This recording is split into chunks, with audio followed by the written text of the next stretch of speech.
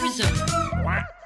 Hello, guys. Welcome to another episode of No Ducks Given podcast, the podcast where we speak openly and honestly about the highs and lows in life, because vulnerability is a superpower, not a weakness. Today, we have a really special guest. His name is Josiah Santiago, and he creates content on social media, but also helps other brands develop that as well. So today, we're going to be talking about how to use authenticity to develop your personal brand. Josiah, welcome. Thank you. Thank you for that warm welcome. And I'm excited to talk authentically about, building brands and just like the process of all these things that we go through, because you go through social media and everybody's always sharing the highlights and all the happiness. And, there are trials and tribulations that you have to go through, and changing your mindset on how you go through them is the most important piece. So to kick off this conversation, these days it's impossible for you to build a brand without having a social media presence. So to you, what does it take to make a brand successful on social media? Well, I think it depends on who you ask, but I think like from where we are right now, it's becoming more and more prevalent that you have to have a personal brand, because people are buying people. Like a long time ago, we would buy corporation stuff, like whatever they put out, it was always TV ads and all this. But now people are putting out content on social media to sell. And when you go on social media, what's the first thing you do if you see an ad or something? You go to check out the page to see if it's legit, because everybody's trying to make a page. Everybody's trying to make a quick buck. So you have to think about, what is it that I want to represent for this brand? And then you have to be that thing so that people can subscribe to you. Like if they know who's behind the brand, then you have a bunch of loyal followers that keep coming back to you. And it's not just because you want to make more money, but it's really about community. You want to build like a really powerful community. And to do that, you have to build the trust, like overall. So do you think that every brand, no matter in like what sector they're in, they kind of have to have like a face for it, a spokesperson, which brings familiarity to the audience? Do you think that's like an essential part right now of the business model in order to get customers?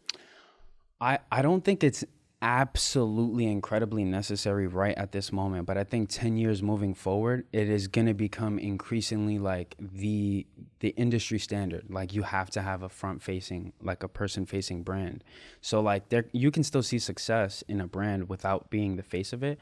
But I do think that people are going to have to start putting in like basically spokesmen, like putting somebody on the face of the brand so that they can show what the brand stands for. And like brands are already doing it, like Nike, for example, right? Like I don't know who the CEO is, nor do I just don't care. But like when I think of Nike, I think of all the athletes that they have showing it, right? They have like LeBron and they have Drake and all these people on it, right? So when I think of that brand, I connect it to all these like famous front facing people. So I think now it looks like CEOs and founders are starting to become like the need to be like the face from all like these smaller businesses that are just starting up. So I think it's interesting how like a lot of brands historically, they hire like actors or people who are famous, but in many ways they're like unattainable, that they have a very private lifestyle. And these days brands are partnering more and more with content creators, with people who are vulnerable and open with their audience. Why do you think this shift is happening? People want relatability. We can't relate to people like LeBron James and Drake, right? They're like these high level people. But when we can see everyday people that aren't walking around in mansions all day, it feels a lot more connective. Like, oh, the gap is not that big. Like I can actually connect with this person, or I can actually get there and be that thing. So I think that it's really falling down to like, more micro creators, because there's a lot more relatability where we can see their problems and we don't have to worry about their PR team, like saying like, oh, you can't say that. Which is interesting though, because, social media creators, they also now have PR teams. So I feel like we went from really complex levels of representation, people who are really unattainable, to suddenly like content creators who are doing everything. They represent themselves, they're making their content, and now they're becoming like celebrities. Some of them even A-list celebrities, like Emma Chamberlain. She's like hosting stuff at Vogue, and now I think she's represented by WME, which is one of the biggest, talent agencies in the world. But the difference is that she's really vulnerable. But finding that balance of like, I want to be vulnerable with my audience, but how much do I have to be? What does vulnerability look like to you? Oh my God, that is actually a great question. I don't think I've ever been asked that before. Are we switching like positions here? Are you I think so. I think interviewing real me? quick. Oh my God. I mean, I think vulnerability to me is honesty, and it also just feeling a tad uncomfortable with whatever you're sharing. I think if you're too confident, I don't know how vulnerable you're being with me right now. I don't know. Okay. What do you think? The reason I asked you that is because you saying all that stuff, like, oh, I don't want to share this and I don't want to share that. I'm like, but does that mean that you're not being vulnerable? You know, like, what is it that you have to be vulnerable about? Does being vulnerable mean sharing everything? Or does that just mean like sharing when you might be going through a tough time or something, and maybe a lesson that you learned from it? Is that being vulnerable? Or if somebody's coming to you with like a problem or something that they're going through, are you allowed to be vulnerable with them? Or do you have to be like this rock solid, like, it's okay, let's do this, like you can do it? And do people want that? Right? Like, do people want to be pushed that way? So I think it really comes down to like, what do you see as vulnerability? Because I don't think it has to be that you have to share everything. I think it's more of like the depth of the story and what it is that you feel comfortable sharing, but also what would give the most like connection. You see the Get Ready With Me videos, right? They're everywhere. That is, in a sense, vulnerable, because they're sharing their routine with you. They're like, it's very intimate because you're hanging out with them while they're getting ready. So it's almost like you live with them and you're waiting for them to get ready to go out with you. And you guys are just talking about stuff, and they're telling you stuff through the camera. They're putting on makeup, telling you about different things, like whether it's how she made $10,000 last year or last month. Or the crappy date she went in. Or in. exactly. Yeah. It really comes down to what do you see as vulnerability, I think. I think I really like Mel Robbins. I think she's a really good balance. She's my new favorite podcaster. I was listening to her this morning. Yeah. Yeah. And I like that she's open about the things she doesn't understand. She's like, oh, I had no idea about that. Like when she's interviewing people, but she also talks a lot about her marriage and the struggles that she went through. So I think she's a really good representation of perhaps the direction I would like to go in. It's like, be confident in the things that you know of, but also be willing to say, I don't understand this. And as a listener, I felt really comforted when she was saying like, oh, I had no idea about, I don't know, this attachment style, or I didn't realize that I was being toxic to my own husband in our relationship, like these kinds of levels of vulnerability. So for me, like, I would really like to learn how to communicate with my audience just enough so they understand what I'm feeling and what I'm going through, but not too much that I feel like exposed, and then that like I owe them explanations about things that are going on in my life, right? Which I feel like a lot of YouTubers like from 10 years ago, especially like, I don't know, Shane Dawson, like that whole generation of people, they were just so open with their audience about everything that was going on and like who they were dating or whatsoever. And then people will be like, what happened? What happened? And they still do that till this day, even if they just see a paparazzi photo. But that's one of the things that scares me about being so vulnerable on social media. But it's like, I need to be vulnerable also to succeed within my brand. Not because my brand is about vulnerability. I mean, that's one of the reasons. But also because I think that's what people want. They want human connection. And I want to connect with them too. So I don't know. It's a weird balance to find. And I think even you saying that, it's like, but do they need to know everything in order to connect to you? Or is there like, you know, can they just connect to you on the levels that you feel comfortable with sharing? So like if you never ever want to share who you're dating, for example, right? And you like, even in your videos, you always have like some sort of like blur on their face or whatever. Maybe somebody figures it out in the future, but whatever, like you constantly want to keep it to yourself, then that's okay. They don't need to know, because they can know about all the other struggles that you go through. Or, you know, like it really depends what they're gonna pull from the story. But it's like, at what point are you just gonna have the camera rolling on you all the time, and you know, like they get to see every single thing about your life? That'd probably drive you mad. 24/7, right? You think about that. Like, imagine every action that you took, you had to be careful. I think that's the life of the Kardashians. But it's interesting because people love watching them. I think 50% maybe because they're so vulnerable in the reality TV show, and maybe 50% because they want to be them. So that's an interesting balance, actually, of like they want to be your best friend, but they also want to be you. Do you think maybe that's kind of like where success in building a brand falls into when you are your brand? What do you think? Yeah, I mean, I think that makes a lot of sense because people can live vicariously through you. So they get to see like what you do and they get to feel like, oh, I can do that too. Like, or I want to be just like that. So they look at like for the Kardashians, right? Oh, I want to be in that nice house. Oh, I had that argument with my sister just the other day. Like we were talking about this and that. I hate that attitude. And I know somebody just like that has that attitude. So I think it's really a good mix of both. But I think a good question to kind of fall back to is, what do you want your audience to pull? Like, what value do you want to give them? And what lesson are they learning? You know, like, are they going to gain something from me sharing this? Like, is the way I put on my sneaker going to give them value? It might. How do you guide your clients when they come to you? They say, I want to develop a brand. What are the first questions that you ask them? And the first things that you observe on their current social media presence? When I work with entrepreneurs, they have a few things in mind. Typically, they do want to build their personal brand, right? But they also want it to be geared for future business. So it always boils down back to the goals.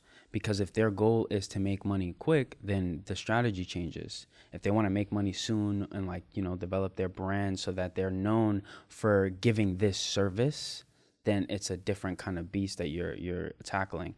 But when you're talking about like building their brand so that they can be like essentially an influencer, you're like creating an entrepreneur influencer where they are talking about the deep behind the scenes of their life, the struggles, the trials and tribulations that they're going through. It's kind of like a different strategy. I always push them to do the personal brand, like develop, share your stories, things that you've uniquely gone through, because there are a million people that are selling the same service that you do. So what sets you apart? Your personality. What makes you different? The way that you sell or the way that you approach problems. Because everybody that's an entrepreneur, a business owner, whatever, you're a problem solver. So how do you uniquely solve problems? So asking them stuff like that and then just getting deep into their goals. And typically there's pushback on what do they want to share. You know, like we were talking about, like how much can I theoretically share and what will tarnish my brand? Because you got to think about that too, right? They're running a business. They don't want to push away clients or potential buyers because they shared this one story. That's why PR teams exist for bigger brands, because they don't want to say stuff that might mess up their brand in the future. So I always push them to just share as much as they can, and I break down their barriers oftentimes by asking them questions. So how do you define with them, though, how much they should share? Like, what are maybe some questions that you would ask them that you think creators should be asking themselves to build that brand and also to create space for partnerships and just kind of thinking ahead of like, okay, if you say this now, it could tarnish your reputation to partner with these kinds of brands in the future. So when you're developing a new brand for a creator, what are the questions that you think should be asked before getting started? You want it to be an authentic brand, right? So not everyone can tell the story the same way. So if I give you a framework on how to tell your story and you follow it piece by piece, then you kind of like funnel yourself into something that might not be natural for you. So how would you naturally share your story? So I typically will work with them and shoot with them, have them tell the story however they want. When they finish, then I'm like, okay, let's repackage that. Like, let's give it, you know, a headline, almost like a hook at the beginning for the video, right? Because we want to grab attention online. And then when we go through the value, it's like, what pieces are they going to gain from this? And I think allowing them to kind of like let loose. So it's like you're a therapist on site when I'm shooting with them, like a therapist. And then we distill all the value pieces that somebody might be able to pull from the video when they go to watch it online. What do you mean you're a therapist with them on set? Well, it's like asking them specific questions about like things that they've gone through, like, you know, like, tell me the last time you really wanted to quit, or tell me like a really tough client story that you had to go through, or like a situation with the customer that made you want to like attack them. You know, talking about stuff like that is super relatable, but not many people share those kinds of stories. But I also think that it helps give the audience an understanding of what it takes to be at that level and the kind of thought process you go through to work through those issues. Because a lot of people just like submit to you know, like the anger, or submit to the like a negative route to deal with problems. And you sharing that you sometimes do that too shows that you're human and that you're not perfect, and that literally we're all just humans. And it's, you know, the only difference is the actions that we've taken. So where you're at. So it's interesting because I think sharing experience, it creates that sense of connection with the audience because you're being vulnerable. Right. But from what you're telling me, it's like it also creates credibility, because it's like, I've been through it and this is how I dealt with it. So that's an interesting mix. So could you give me like a practical example of a client you have, and like what's their brand, what's their goal, and of a story that they shared that you think was impactful? Well, I have this client, and I love her. She's awesome. We always have great conversations, but she was telling me about her past and how she got to where she is, and being she has ADHD. And it has been something that has been a problem for her for years, but it was undiagnosed. So she's gone through a lot of trials and tribulations in her life because it was undiagnosed, and she had this issue where it was then shown to her, like, she was diagnosed, and she figured out ways that she could finally deal with it, and her life became significantly better. Like, her relationships, how she shows up became better. The way she handles business became better because she had the understanding that it's like, okay, I have this thing and I need to figure out how to work around it, because it's not that there's something wrong with me.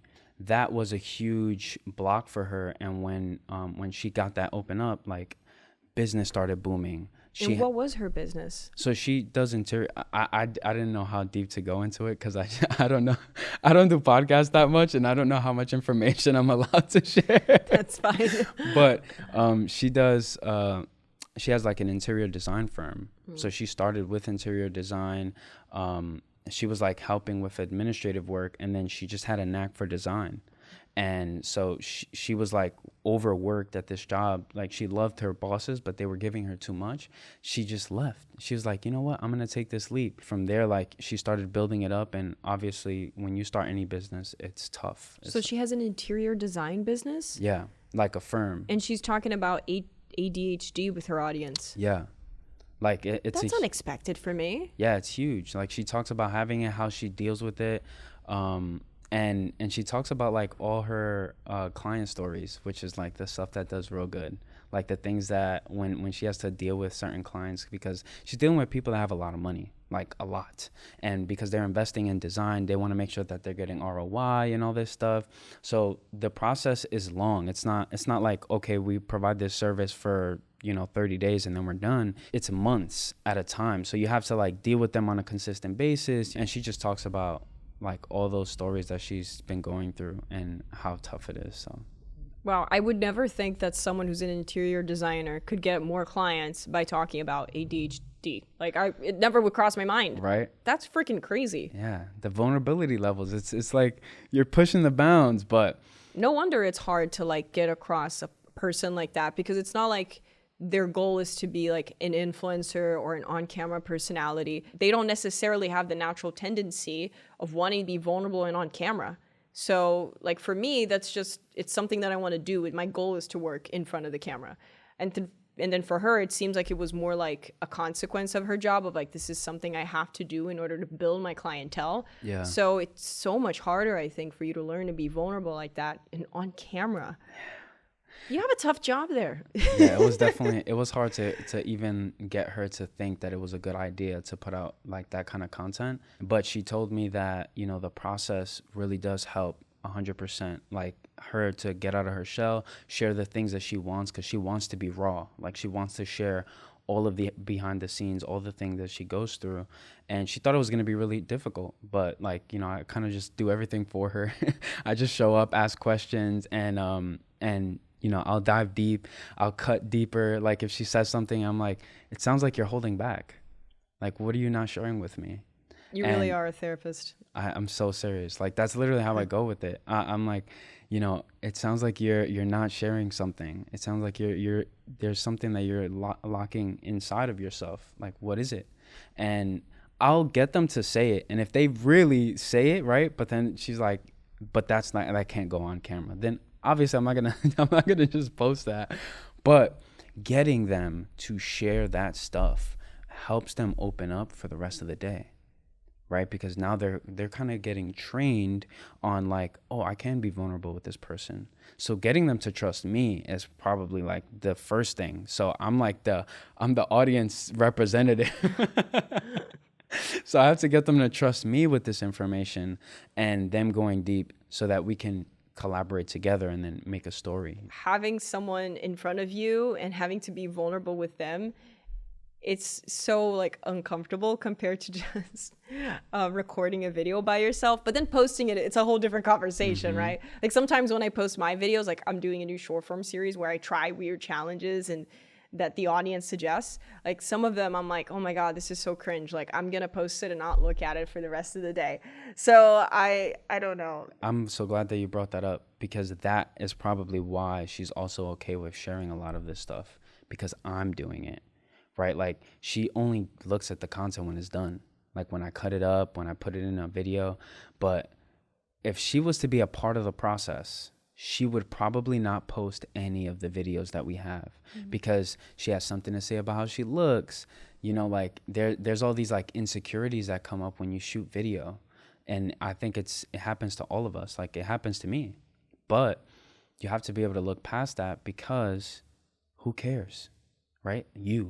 Just you. That's true. It's just you. Just you, right? That's a good point. But you think that everyone cares. You think like, oh, there's gonna be like what 20 million people are gonna look at your video and start saying something about you?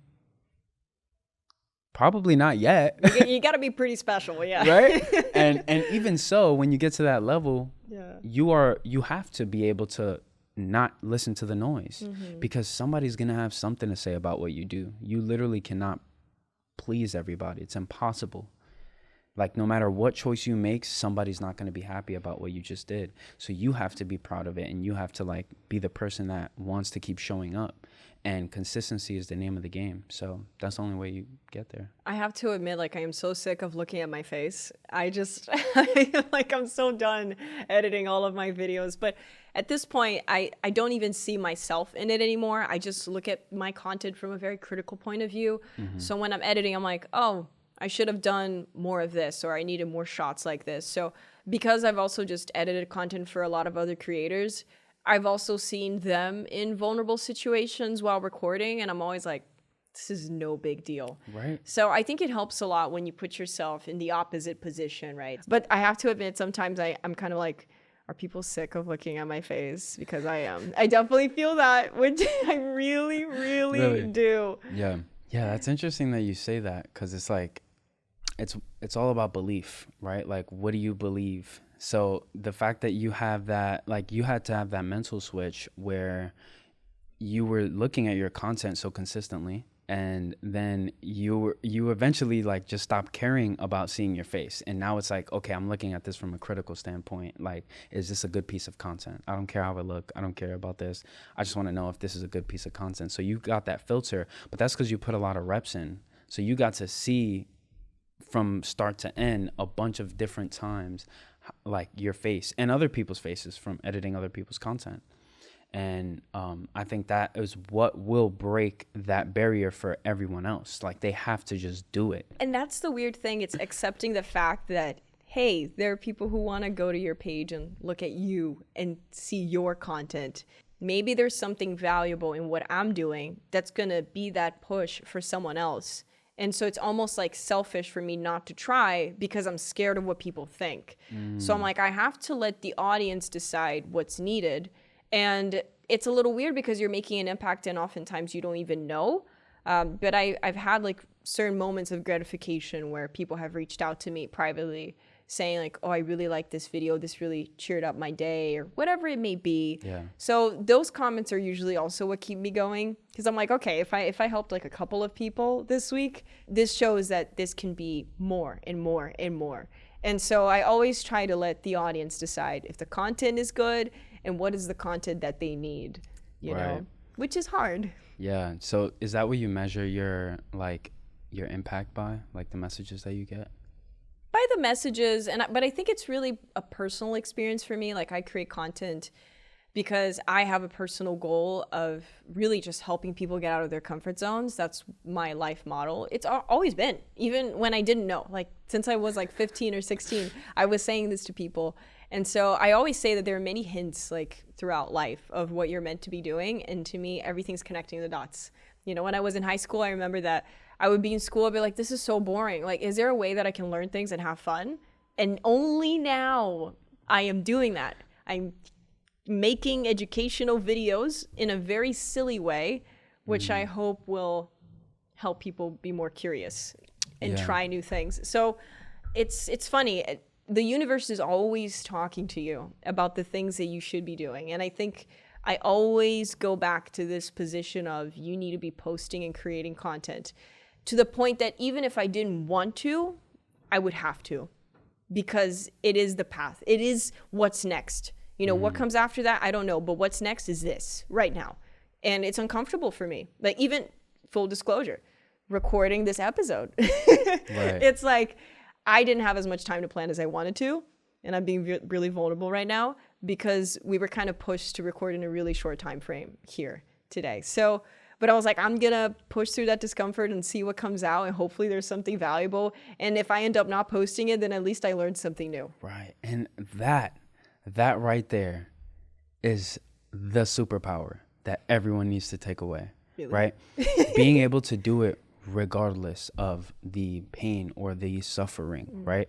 Because you could have done, the action that you could have taken was like, forget it. You know, like, it's not going to happen today. It's not happening the way I want it. Or like, there's just too much going on, whatever. But you decided, you know what? Whatever, I feel this way, but let's figure it out. And action. Set up the camera, set up the lights, set up the microphones. Like, it's all you have to just do. And I think that's something that really stands out about you, that you're able to do things even when they're tough. And that's something that a lot of people have to start adopting, because if you don't do things when things get tough and you kind of just like feel bad for yourself all the time, then you're probably not going to be able to change your situation. Well, right? I appreciate that comment, but I have to agree the victim mentality will get you nowhere. It's like, why are you playing a victim? You know, to be really simple, don't be a loser. Like, you know, you think world leaders are all victimizing themselves all the time? Yeah. It's like, no, it's about doing things.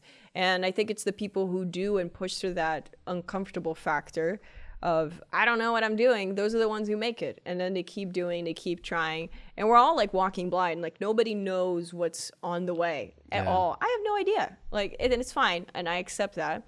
But I do think one of the big differences between, like, for me as a creator, working for other clients and working on my own brand, is that when I'm working for other clients, I'm just like, tell me what you want. I'll make it. It's fine. Like, and I'm feeling completely detached from it, you know, even if they ask me to direct it, it's still not my baby, you know. So it's like, this is a business transaction. But when it's my own project, my own brand, I feel so vulnerable because everything there is me, my ideas, it's my execution, my performance, everything. And so I think that level of discomfort is tough to beat. In that sense. And I think it's something that it's harder to push through, but it could be more rewarding. I don't know. Yeah, you definitely, like, there's a different kind of relationship that you build to it, you know, like, because you could have that same relationship to the client work, but it's just different because it's all coming from you. Like, you're the source, you know, in the case of you working with other clients, you're the source of creating that thing, but the vision was given to you. From the other perspective, the vision was from you, and now you have to go and connect all the dots. So it's like all from you. So I could see how that is a much more difficult process. And then how do you not take things personally? You know, how is that even possible? And you know, so if a video doesn't perform well, right, doesn't get a lot of views, you're like, oh my God, does that mean I suck? Like, yeah, I think it's intention, right? It's okay. Let's talk about intention. Right. If you put out a video and it doesn't do well and you think it's because you suck, it begs the question, why did you put out that video? Was the goal to get a lot of views? Was that the only reason you put out that video? If that's the case, then do what you need to do to get more views, right? Like now it's like, here's the game plan. Do what you have to do to get views. But if the actual goal is, oh, I want to help people become more vulnerable, then the strategy or the way you think about it changes. And then over time, you will get those views. And yes, you can incorporate different strategies on like how to tell stories. You can get better at that. You can get better at like, okay, the algorithm is doing this right now, so maybe I'll like incorporate that a little bit, right? But that's not the driving force of your content. So like if you're getting low views, you shouldn't be like getting married to it. Yeah. Like, oh, I need to get views to get validation. Because if you're trying to get validation from your content, then you already set yourself up to lose. Because to go viral, what is everybody else doing, right? Now you got to copy them. How do you set yourself apart? And then you don't really have longevity with a career either, because if all you do is copy other people, then what is yours? What is your actual brand? What did you actually build? Yeah. Imagine standing on the top of a castle that you had no vision and somebody just came and built it for you. You know, you'd probably feel amazing for like a second, right? Like if somebody came up to you, like put a robe on you, like gave you a staff, put a crown on you in the middle of the street, gave you all this stuff, you'd probably feel incredible for just a second. Yeah. And then like after a long time, maybe not a long time, but a little while, you'd start to be like, damn, but do I deserve this? You know, like, did I work for this? Or like, what's the point of it anyway? Right. It's just given to me. I didn't work for it. There's a big issue right now on social media where a lot of people are just copying formulas and doing what everybody else is doing. And if you're doing it because you want to get views, then you're doing it for your ego and not for yourself. If you have the right intention posting content, which is, I want to learn more, or I want to make this kind of video, or whatever it may be, you will be happy that you just made it and not because of what people think of it, you know? Yeah. So I think it's important for people to have like a healthy relationship with themselves when posting content on social media, and especially when building an entire brand around themselves and around their vulnerability. Because if you're putting everything in the hands of the audience to decide if it's good or not, you will crumble, because that's not a sustainable relationship. It will become a toxic relationship. But then I also think that you have to have a good balance of both. Because if you're just putting out whatever, it might not resonate with the audience ever, right? Because like to see if something really works, you have to put it out in front of everybody else to see what kind of feedback you get. So one, you have to just be open to getting feedback, and be open to like, if people say it sucks, then maybe it does. And maybe you're the only person that truly likes that kind of content, right? But if you're working with the audience and you kind of like leverage their thought process, where you canvas what everybody's saying, like, okay, most people are saying like, you know, the video's too slow or something, or like most people are saying like, I'm not getting to the point quick enough. Then let me try getting to the point. Maybe I can reach more people. But when you ride your entire like existence upon, I need all these views on every video, and if it doesn't perform, then I suck, then you literally are digging yourself the biggest hole that it's going to make it really hard to climb out. But I think it's important for you to take feedback, but also stick to your vision, because people are not necessarily always going to get it, especially if it hasn't been done. And I remember that last year, a really big creator watched a video of mine about Does New York City Never Sleep? It's on YouTube if you want to watch. It's a fun video, and I sent it to him, and he sent me a 5-minute voice message, and it was full of critiques. Wow. And I was like, oh my God. I was like destroyed. Yeah. But then I sent it to a few other people who were also in the industry who said the opposite things that he said. But they criticized other things, kind of thing. And so it was interesting for me to be like, take that criticism and see what matches reality, but also what matches my values and my goal with the content, because they won't necessarily understand. So because I think my intention was always so clear of like what I wanted to achieve with the video, that kind of helped me. But it was a big moment of insecurity for me. You put in all that work up front, and that's like delaying your gratification. So like you put in all that work, but it only gave you your dividends later. Yes. Right? So you have to be able to delay that gratification. So maybe a video won't pop, but it might resonate with somebody that might give you a great opportunity in the future, just like it did. And you brought up a really good point, preference, right? You sent it to this one person. He had a 5-minute critique. Then other people critiqued other stuff, right? But that was his personal preference. Yeah. So yeah, you can take on everybody's personal preference, but I think mapping out what is the consistent thing that everyone is saying. So like somebody might say, oh, I didn't like that visual there, but everybody else doesn't say that. Or somebody, oh, I didn't like the way you said that one thing, but everybody else doesn't say that. But if there's a specific part that most people are talking about that is an issue, then maybe that's the thing that you can change, you know? And maybe you don't even have to change it, you know? Leave it how you want. Just go create something new, right? That's true. You could just create something brand new because it's digital real estate. It's not like we have a finite amount of space like we do on Earth, right? You're not building a building, like you're building digital real estate here. So you could just go make something new, put it on top.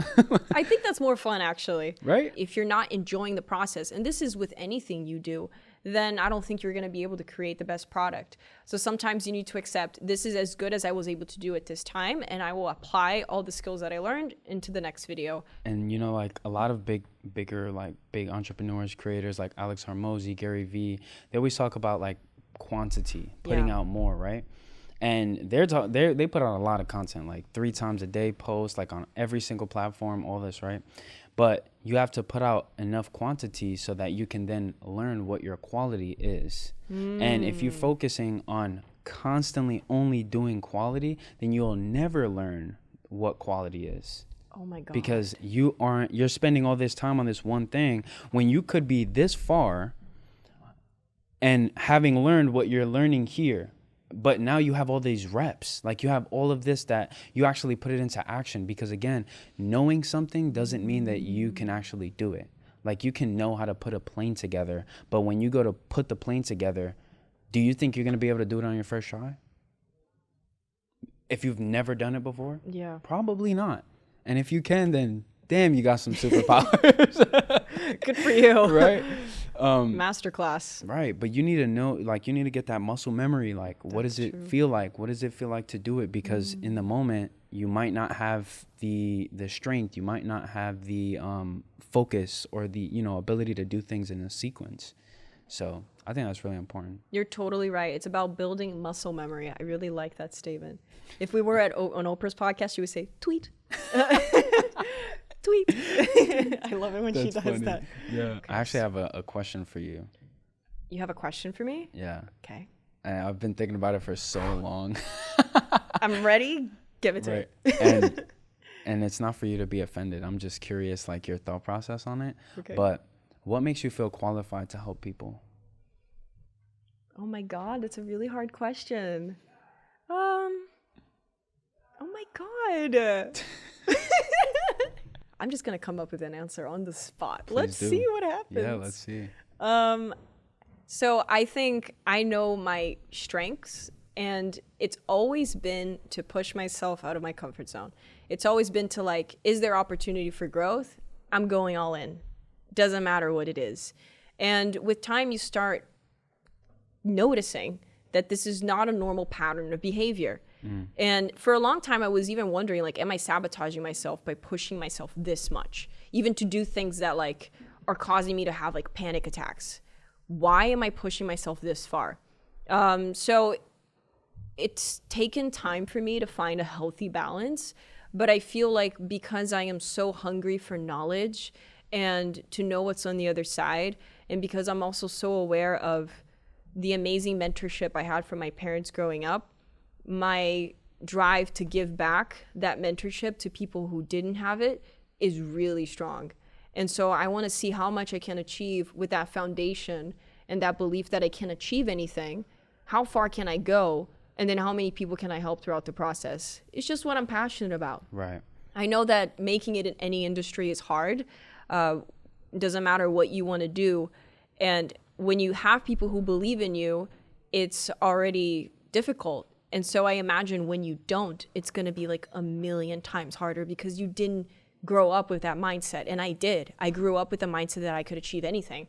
I just try to give back. You know, if there's any way that I can help, I think it can be just by sharing information. So full disclosure, they just started construction downstairs. So there might be a little bit of construction noise now. I reduced the audio levels. So if you feel a difference, that's what's going on.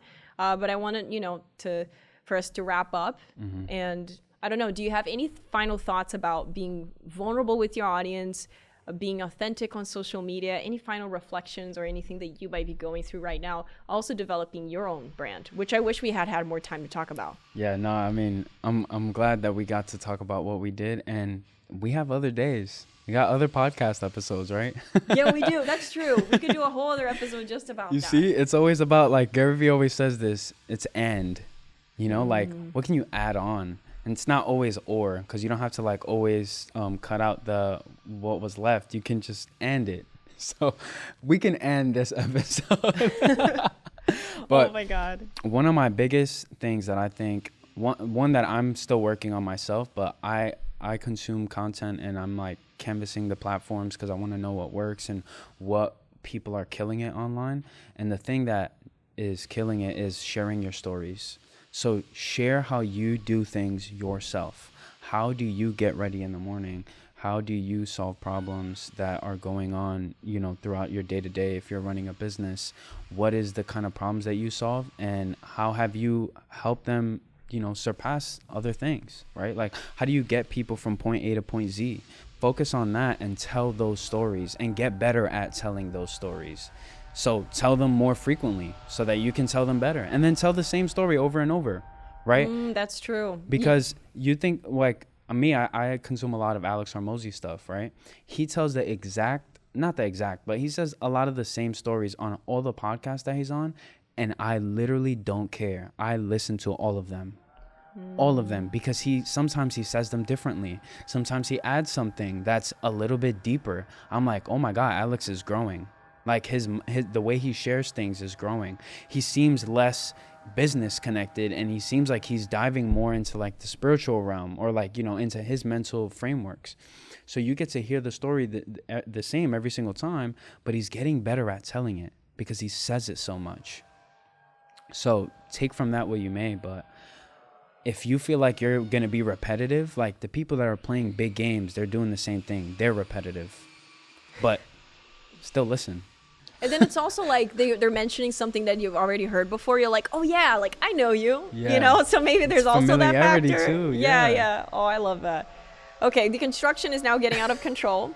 So the final question is, where can people find you? Yeah, you can find me on basically all socials at Josiah M. Santiago. I somehow got that handle on most things, so it's pretty sick. But for the most part, I'm hanging out on Instagram, so you can check me out on Instagram for sure, and we can connect there. He has incredible tips on how you can grow your brand, and an amazing, inspirational person with awesome vibes. Thank you. Thank you so much for being on the podcast. Thank you for having me on, for real. Yay! No ducks given. No ducks given.